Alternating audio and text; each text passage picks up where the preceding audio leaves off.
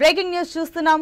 మొత్తం మీద పుప్పలగూడలో అక్రమ ఇళ్ల కూల్చివేత చేపట్టారు అధికారులు. దీనికి సంబంధించి కూడా పూర్తిగా బిల్డర్లు అక్రమంగా నిర్మించారంటూ చెరువుని కబ్జా చేసి 40కి పైగా ఇళ్లను నిర్మాణం చేశారంటూ కూడా అక్కడ అంటున్నారు. అయితే దీనికి సంబంధించి ఇళ్లను కూల్చివేస్తే చంపేస్తామని బెదిరిస్తున్నారంటూ కూడా అంటున్నారు బిల్డర్స్. మరోపక్క చూసుకున్నట్లయితే నిర్మాణాలను కూల్చేస్తే చంపేస్తామని అధికారులను ఏకంగా బిల్డర్సే బెదిరిస్తున్న పరిస్థితి ఇక్కడ కనిపిస్తుంది.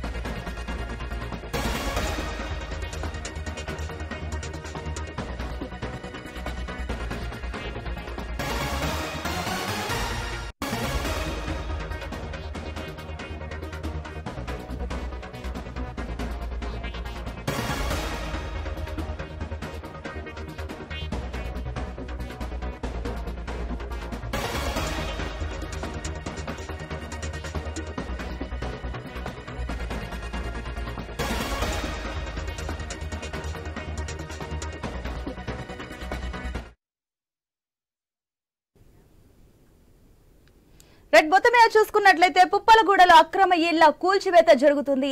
ఏదైతే 40 ఇళ్లకు పైగా కూడా అధికారులు కూల్చేస్తున్నారు. కూల్చేసిన ఇళ్లని ఒకవేళ కూల్చేస్తే అధికారులను సంబంధించి చంపేస్తామంటూ కూడా అక్కడ బిల్డర్స్ బెదిరిస్తున్న పరిస్థితి కనిపిస్తుంది. దీనికి సంబంధించి మరిన్ని అప్డేట్స్ మా ప్రతినిధి రవిచంద్ర అక్కడ నుంచి లొకేషన్ నుంచి లైవ్ గా అందిస్తారు. ఎస్ రవిచంద్ర, దీనికి సంబంధించిన డీటెయిల్స్ ఏంటి?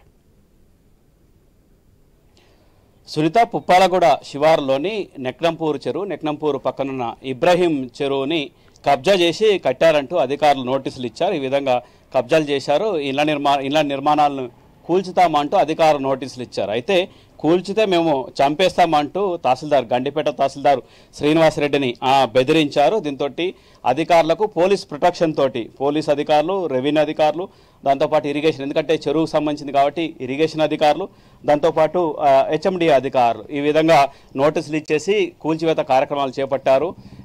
ఇక్కడ 40 ఇండ్లకు పైగా నిర్మాణాలు చేపట్టారు. చెరువు శిఖం భూమిలో నిర్మాణాలు చేపట్టారు. ఇప్పుడు స్పష్టంగా చూడొచ్చు. అయితే పిల్లర్లని వదిలేశారు, గోడలను మాత్రం కూల్చినట్టుగా విజువల్స్ని చూడొచ్చు మనం. ఇటువైపు నుంచి అటువైపు నుంచి చూడొచ్చు. ఇది ఇటు సైడ్ కట్టారు, అటు సైడ్ నిర్మాణాలు చేశారు. ఇది మొత్తం కొద్దిగా సందు వదిలిపెట్టారు, ఒక చిన్న లేన్ లాగా వదిలిపెట్టారు. ఒక పక్క మరొక పక్క కూడా ఉన్నాయి. అటుపక్కన రోడ్డు ఉంది, ఇటు యువతల వైపు రోడ్డు ఉంది అనొచ్చు. ఇది ఈస్ట్ ఫేస్, అటు వెస్ట్ ఫేస్, ఈ విధంగా నిర్మాణాలు చేపట్టారు. చెరువు పక్కనే ఉంటుంది. ఒకసారి కెమెరామెన్ గారు అటు చూపించండి. చెరువు కూడా ఆ శిఖం భూమిలో నిర్మాణాలు చేపట్టారనటానికి ఆ చెరువు భూమని చెప్పుకోవచ్చు. ఆ చెరువు ఇది మత్తడి.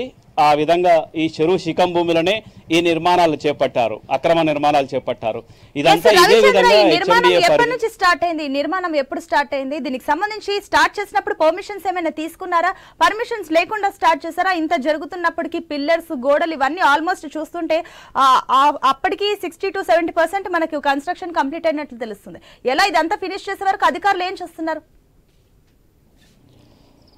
సునీత, అయితే అనుమతులు ఏం లేవు. అనుమతులు ఉంటే కూల్చివేత కార్యక్రమాలు చేయడానికి ఉండదు కదా, ఎందుకంటే కోర్టుకు వెళ్తారు, మళ్ళీ కోర్టు చివాట్లు పెడుతుంది. అనుమతులు లేవు. అనుమతులు లేకపోవడం, అనుమతులు లేనప్పుడు కూడా ఒకసారి చూపిస్తే ఫస్ట్ ఫ్లోరు, సెకండ్ ఫ్లోరు, కొన్ని చోట్ల 3వ ఫ్లోర్ కూడా నిర్మాణాలు అయినాయి. అంటే 3 ఫ్లోర్లు కూడా వేశారు. అయితే 3 ఫ్లోర్ల నిర్మాణాలకు సెకండ్ ఫ్లోర్ వరకు కొన్ని నిర్మాణాల్లో గోడలు కూడా పూర్తి అయిపోయాయి. అయితే ఈ విధంగా గోడలు మాత్రం ఫస్ట్ ఫ్లోరు, ఈ గ్రౌండ్ ఫ్లోర్లు, వీటి మాత్రం గోడలు కూడా కూల్చివేస్తా కార్యక్రమం చేపట్టారు.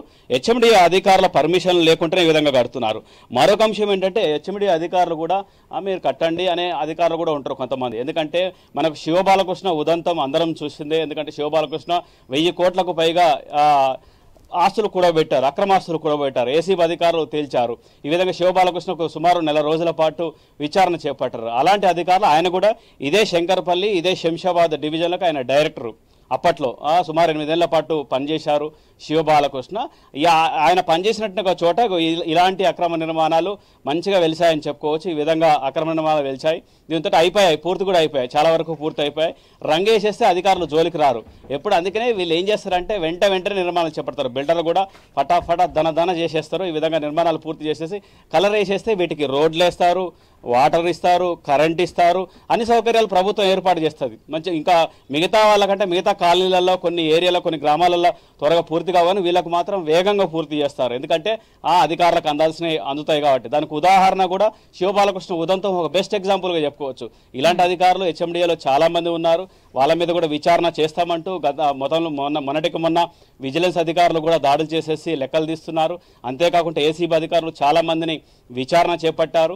ఈ విధంగా హెచ్ఎండిఏ పరిధిలో చాలా అక్రమ నిర్మాణాలు ఉన్నాయి. ఇలాంటి నిర్మాణాలని ముందుగా పసిగట్టారు. ఎందుకంటే చెరువు శిఖం భూమిలో ఇలాంటి నిర్మాణాలు చేపడితే ఏ చిన్న వర్షం వచ్చినా కానీ ఆ చెరువు మత్తడి పొర్లి దాంతో కాళ్ళలు మునిగిపోయి రోడ్ల మీద నీళ్ళు వచ్చేసి మొత్తం నగరం అంతా జలమయం అయిపోతుంది. దీంతో ట్రాఫిక్ ఇబ్బంది ఇవన్నీ రెండు మూడు రోజులు మళ్ళీ అదే అధికారులు హడావుడి చేస్తారు, మళ్ళీ ఆ తర్వాత మర్చిపోతుంటారు. ఈ విధంగా ఇదంతా కొనసాగుతుందని చెప్పుకోవచ్చు. చూసుకున్నట్లయితే అక్కడ లొకేషన్ లో మనకు కనిపిస్తుంది అధికారులు సగం మాత్రమే కూల్చేశారు. అంటే పిల్లర్స్ తో సహా కూడా పూర్తిగా కూల్చేయలేరు. ఎవరైనా కూల్చేస్తే కంప్లీట్ గా కూల్చేస్తారు. కానీ ఇక్కడ మనకు పిల్లర్స్ కూడా స్పష్టంగా కనిపిస్తున్నాయి. ఎందుకు అలా సగంలో వదిలేశారు? అంటే పర్మిషన్స్ వచ్చే ఛాన్సెస్ ఉన్నాయంటారా ఏంటి? దీనికి సంబంధించి ఏ రకంగా అనుకోవచ్చు?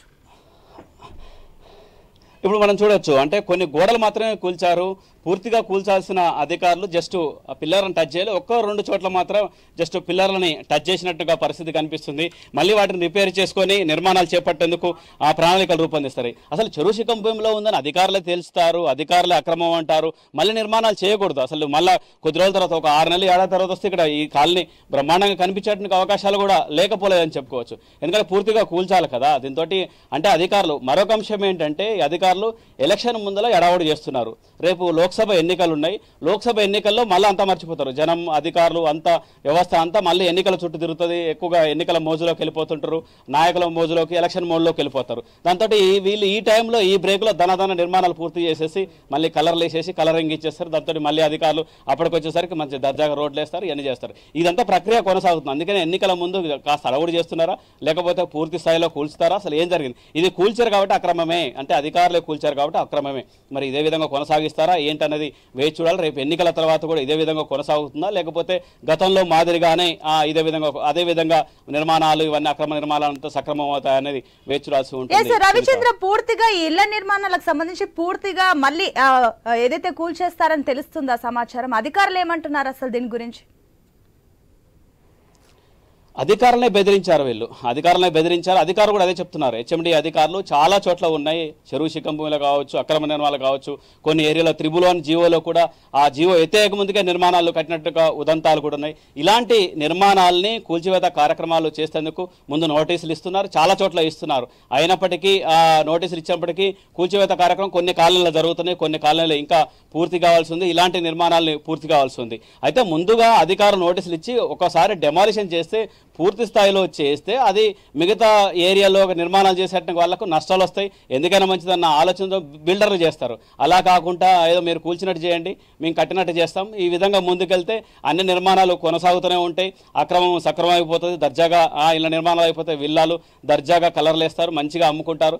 దీంతో ఏంటంటే 3 పువ్వులు 6 కాయలు అవుతాయని చెప్పుకోవచ్చు. ఎందుకంటే 50 లక్షలు పెట్టి నిర్మాణాలు చేస్తే కొన్ని కోట్లకు, కొన్ని చోట్ల అయితే ఇక్కడ 32 కోట్లకు 35 కోట్లకు విల్లాలు ఉన్నాయి. ఇక్కడ కూడా కొన్ని విల్లాలు నిర్మిస్తున్నారు, కొన్ని అపార్ట్మెంట్లు నిర్మిస్తున్నారు, కొన్ని డబుల్ బెడ్రూమ్, త్రిబుల్ బెడ్రూమ్ ఇల్లు కూడా నిర్మాణాలు చేస్తున్నారు. ఈ పక్కనే హైటెక్ సిటీ ఉంటుంది, గచ్చిబౌలి ఉంటుంది, మణికొండ ఉంటుంది. Costly area. ఈ ఏరియాలో కూడా సుమారు ₹1,00,000 వరకు గజం ఉంటుంది. దాంతో వేలల గజం, లక్షల గజాలు ఉంటాయి. ఇలాంటి ఏరియాలో ఇలాంటి నిర్మాణాలు జరుగుతున్నాయని చెప్పుకోవచ్చు. చాలా విలువైన భూమి కావడంతో ఎంతకైనా ముందుకెళ్తారని చెప్పుకోవచ్చు. అటు అధికారులు కూడా వీటి మీద చాలా జాగ్రత్త. ఎందుకంటే ఇది జనం ఆస్తి, అంటే సొసైటీకి సంబంధించిన వ్యవస్థ. ఎందుకంటే చెరువు శిఖం భూములు, దాంతోపాటు రోడ్లు, ఇవన్నీ బఫర్ జోన్లు కూడా సక్రమంగా ఉంటే బాగుంటుంది. వీటిని కూడా అధికారులు రక్షిస్తే భవిష్యత్ తరాలకు, భావి తరాలకు ఉపయోగపడతాయని చెప్పుకోవచ్చు. రవిచంద్ర, ఏదైతే ఈ అక్రమ నిర్మాణాలు ఏవైతే ఉన్నాయో పర్మిషన్స్ లేకుండానే ఇంత దాదాపుగా 40 ఇళ్లకు పైగా కడుతున్నారంటే దీని వెనుక రాజకీయ నాయకులు కానీ ఎవరైనా ఉన్నారనుకోవచ్చా, లేదంటే అధికారులు ఉన్నారా? దీనికి సంబంధించిన డీటెయిల్స్ ఏంటి? అంటే రాజకీయ నాయకులు కూడా ఉండి ఉంటారు. రాజకీయ నాయకుల అండదండలతోటే నిర్మాణాలు జరుగుతాయి. ఎందుకంటే అధికారాన్ని బెదిరించాలన్నా ఈ బిల్డర్ల వెనుక రాజకీయ నాయకులు, ఈ విధంగా నిర్మాణాలు కొనసాగుతుంటాయి. అనుమతులు ఇచ్చే విషయంలో మనడే చూసుకోండి ఈ విధంగా చెప్తుంటారు రాజకీయ నాయకులు అండదండలు లేకుంటే ఇట్లాంటి అక్రమ నిర్మాణాలు ముందుకు వెళ్ళవని చెప్పుకోవచ్చు. వాళ్ళ అండదండలు కూడా ఉంటాయి. వాళ్ళు కూడా ఇలాంటి వాటికి పర్మిషన్ లేకుంటే అధికారులు జాగ్రత్తలు తీసుకోవాలి. దాంతోపాటు పై స్థాయిలో ఉన్నట్టుగా మంత్రులు కావచ్చు, ముఖ్యమంత్రి కూడా గతంలో చెప్పారు ఎలాంటి అక్రమ నిర్మాణాలు కావచ్చు, ఒక పక్క డ్రగ్స్ కావచ్చు, అక్రమ నిర్మాణాలు కావచ్చు, వీటి మీద సీరియస్ గా ఉంటాం మేము అంటూ రేవంత్ రెడ్డి కూడా చెప్పుకొచ్చారు. మరి సీరియస్ గా ఉన్నప్పుడు వీటి మీద కూడా సీరియస్ గా ఉండాల్సిన అవసరం ఉంది. ఎందుకంటే ఇది ఇలాంటి కొంత కూల్చివేస్తారు అధికారులు, వాళ్ళే అధికారులు కూల్చుతున్నారు, అక్రమం వాళ్ళే తేల్చారు. మన మీడియా కావచ్చు, మనం తేల్చలేదు, అధికారులు తేల్చారు, అధికారులే కూల్చారు. ఆ అధికారులు పోలీస్ ప్రొటెక్షన్ తోటి వచ్చారు. ఇవాళ రెవెన్యూ అధికారులు కావచ్చు, మున్సిపల్ అధికారులు, హెచ్ఎండి అధికారులు, దాంతోపాటు ఇక్కడ ఉన్న ఇరిగేషన్ అధికారులు, పోలీస్ ప్రొటెక్షన్ ఇదంతా వచ్చేసి కూల్చేశారు. అంటే మరి వచ్చినప్పటికీ కూడా రవిచంద్ర పిల్లర్స్ తో సహా అంటే ఇప్పుడు మీరు మీ వెనుకున్న 3 అంతస్తుల బంగ్లా ఏదైతే ఉందో పిల్లర్స్ తో సహా ఏది కూడా డ్యామేజ్ అవ్వకుండా కేవలం సైడ్ వాల్స్ మాత్రమే డ్యామేజ్ చేశారంటే ఏంటి అంటే పక్క ప్లాన్ ప్రకారమే అధికారులు రంగంలోకి దిగారా? ఇది కావాలని ఏదో చేసి చేయనట్టుగా చేస్తున్నారా? అంటే మొక్కుబడిగా కూల్చారు అన్న విధంగా కనిపిస్తుంది. ఇక్కడ చూడొచ్చు, మొక్కుబడిగా కూల్చినట్టు కనిపిస్తుంది. వీటిని పూర్తిగా కూల్చేస్తే మరొక కాలనీలో మరొక చెరువు దగ్గర అధికారులు బిల్డర్లు కావచ్చు, దాదాపు రాజకీయ నాయకులు కావచ్చు కాస్త భయపడతారు కదా, ఎందుకు నష్టాలు వస్తాయి, మనకు అనవసరంగా పెట్టుబడులు వేస్ట్ అవుతాయని ముందే జాగ్రత్త పడతారు. ఏకంగా ఈ విధంగా మేము కూల్చినట్టు చేస్తాం, మీరు నిర్మాణం చేసినట్టు చేయండి, పూర్తి చేస్తాం, ఏదో మమ అనిపిస్తాం, ఏదో 4 రోజుల వరకు ఎన్నికలు కోడ్ వస్తుంది, ఆ కోడ్ తర్వాత ఎవరు పట్టించుకోరు, మీడియా పట్టించుకోరు, జనాలు పట్టించుకోరు. జనాలకు మీడియాకు ఈ భూమి మీద, ఈ వ్యవస్థ మీద, అంటే సామాజిక వ్యవస్థ మీద అవసరం లేదన్న కోణంలో కూడా చర్చలు జరుగుతున్నాయి. అధికారులు కూడా ఇలాంటి అక్రమ నిర్మాణాల మీద సీరియస్ గా ఉండాలి. దీంతో మిగతా ఏరియాలో కూడా అక్రమ నిర్మాణాలు పూర్తి కాకుండా ఉంటాయి, జాగ్రత్త పడతారు. మొత్తానికి మరి అధికారులు ఏం చేస్తారు? ఎందుకంటే ఇవాళ ఒకరోజే ఇన్ని కూల్చారు. ఒక విధంగా చెప్పాలంటే ఒకరోజే ఎంత కూల్చివేత కార్యక్రమం జరిగింది. మరి రేపు, ఎల్లుండి, ఆ తర్వాత రోజు ఈ విధంగా కొనసాగడానికి అవకాశాలు కూడా లేకపోలేదు. ఎందుకంటే అధికారులను బెదిరించారు, చంపేస్తామంటూ బెదిరించినట్టు కూడా సమాచారం. వాళ్ళు కూడా అధికారులు కూడా దీని మీద చర్యలు తీసుకోవాలి, సీరియస్ గా ఉండాలి. మిగతా కాలనీలో, మిగతా ఏరియాలో మొత్తానికి రింగ్ రోడ్డు లోపల చాలా లక్షల్లో విలువైనట్టుగా భూమి